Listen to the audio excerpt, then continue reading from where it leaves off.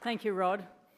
I did say at the beginning that it's impossible to summarise Kevan Gosper in 5 minutes, although all of our speakers today committed to only speaking for 5 minutes.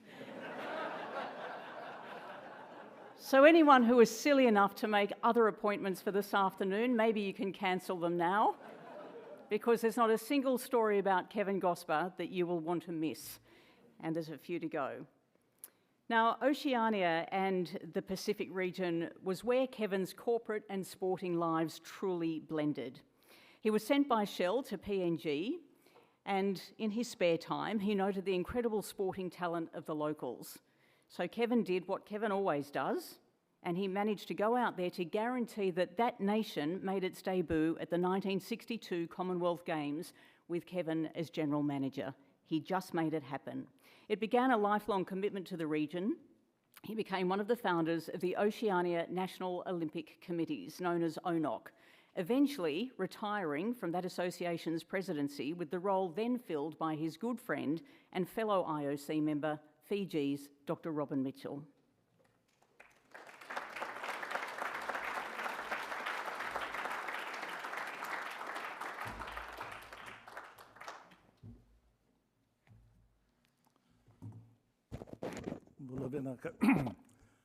That's a hard act to follow, Rod. I thought I'd just mention before I start on my presentation that I was an IOC member that was dropped by a taxi driver when his shift finished at 3:30. Yesterday I got an offer to catch a taxi from Melbourne from a former Shell employee. I said, no, I'll just catch Uber. Bulanaka, Judy, and the family, and to all of you. I just wanted to talk a little bit about ONOC, but after the three previous speakers, and if I can find my presentation, I thought I would just touch on a few items as to how Kevan worked to get 17 Pacific islands, should I say, into the Olympic movement, varying in size from Papua New Guinea, 4 million, now 11 million, down to Tuvalu with 8,000 people. But part of our aim, basically, when Kevan took over, Kevan was the third president of ONOC. The two previous incumbents were from New Zealand. And so the aim particularly was for us to look at how best to work the system to allow small countries where perhaps members play 5 or 6 sports to get there. And apart from getting them as members of the IOC, is also to get them to a level where they can be competitive and first of all qualify for the games and do well. Tough, isn't it, Seb? So we started off with 4 member countries, Australia, New Zealand, Papua New Guinea, and Fiji. And over the process of right up to Kevan's retirement in 2009 in Nandi, we finally managed to get 11 countries up. And it wasn't until the next games in Beijing before we had the full complement. And the difficulty is not getting them there, but also to maintain the standards. And all along the pathway, Kevan set the standards. He was humorous. He traveled, as you can expect, to all of these islands as a Shell representative. He first came to Fiji on his way to Michigan. He said that was my first plane flight to Michigan. It took a long time, 10 hours. He had to get off in Nandi, have a break, have dinner, breakfast, then fly off to Canton, and then to Hawaii, and then to Los Angeles. So he's been around, and he knows us well. And he enjoys coming to the islands when he can. But in the developments leading up to that, it's always been the politics of sport, which is okay, you get used to it. But Sydney helped to get Australia more involved in the islands in particular. And again, with Brisbane, we're getting ourselves involved with Brisbane 2032. And so our main aim really is to see how best we can get our people to be trained appropriately, but at the same time allow them to develop professionally and also to help their families. Since COVID, of course, we've lost a lot of people to Australia and New Zealand, professionals, so it just makes it a little bit harder. But in terms of the Olympic movement, Kevan was, like for Sydney, a big star for us. As a person that can always push you gently, but we all get to the same finish. So it took us up until 2007 before Tuvalu became a member. And it wasn't a smooth passage in the sense that should we give membership to a country that may disappear in a few years' time? But fortunately they haven't, and they've continued to do well. In terms of the ONOC side, I thought that I would go through some of the processes. Kevan was elected in 1989 in Melbourne, in Shell House. Where else? But he served until 2007 in Queenstown, one of our best General Assemblies, where a Belgian IOC president became a coconut, enjoying the dancing and whatever else. Continue. Seb was there. He's a pretty good dancer as well. But Kevan gave a speech, I guess, that will summarize exactly where we are in terms of ONOC.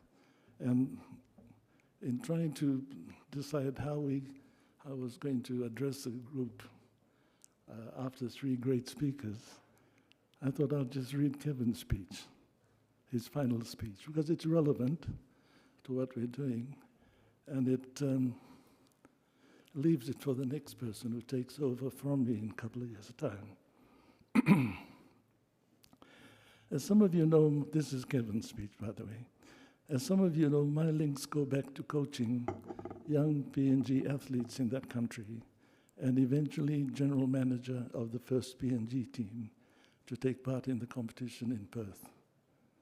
Since then, I've had business as well as sporting links throughout the Pacific, and you have all been a very big part, an important one of my life. I've been supported by remarkable people from Australia, New Zealand, the Pacific Islands on the ONOC Executive Board over the past 20 years, and I wanted to particularly mention Tay Wilson of New Zealand in the early years, and then myself, Sir John, and Rick Blas of Guam. At that time, Kevan had decided that I was going to be his successor. That's before the election, of course. And as you know, he has my full support as my successor. In the event he's elected president, it'll be one of my most satisfying experiences to see an Islander member assuming the presidency of ONOC for the first time. Sounds familiar? Looking back as your president, I'm sure there are areas where we could have made greater progress, but on the other hand, I think we can be well satisfied together in many of our achievements. Significant for me was my first act as president in putting all members of ONOC on an equal footing with the right to vote. The fact that we now have every country recognized by the United Nations enjoying ONOC membership is perhaps our greatest achievement, as this allows the important flow of funds going to 17 countries for the development of youth and sport that otherwise would not exist, and has opened the door for youth across the Pacific to compete at an Olympic Games. The competence of our athletes through the early introduction of sensible sports development programs has progressed as a result of improved working relations with OSFO. This is the Oceania Sports Federation organization. But there's still more work to be done. Our efforts to bring everyone to the ONOC table has been enhanced by conferring associate membership on important island groups which otherwise would have had them outside of the Olympic family. And these are the 3 French countries, 2 American, and 1 New Zealand colonies. The formation of ONOC commissions for athletes and women in sport have been important innovations for us, and we can take satisfaction in the direction of other initiatives, including OSEP, Oceania Sports Education Program, the Regional Anti-Doping Agency, ORADO, and as mentioned earlier, the more recent move to talent identification. With the valuable support of Sporting Pulse over the recent years, working in close collaboration with the Secretariat and NOCs, we have positioned ourselves as one of the most advanced regions in the use of electronic communication and sports management. 20 years ago, at best, it was faxes, telephone calls, pen and paper. All of you deserve a great credit for this significant progress within ONOC. The move to acknowledge important contributors to ONOC activities has been properly recognized by the recent introduction of merit awards, where the valuable work done by some of our founders, like Julius Patching, Tay Wilson, Sir Lance Cross, Sophie Radek, Brian Whiteman, and Sir Henry Robert, to mention just a few.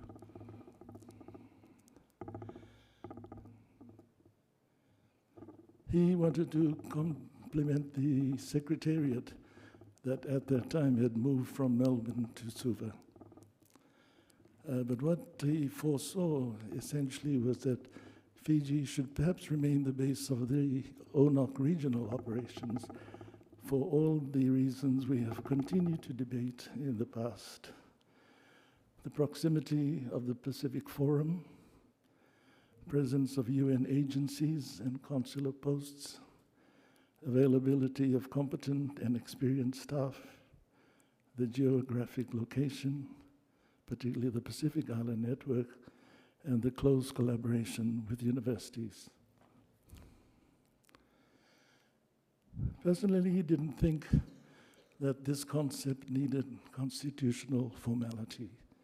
The arrangement is working, it should be kept under review, and we should not be trying to fix something which is not broken. Kevan.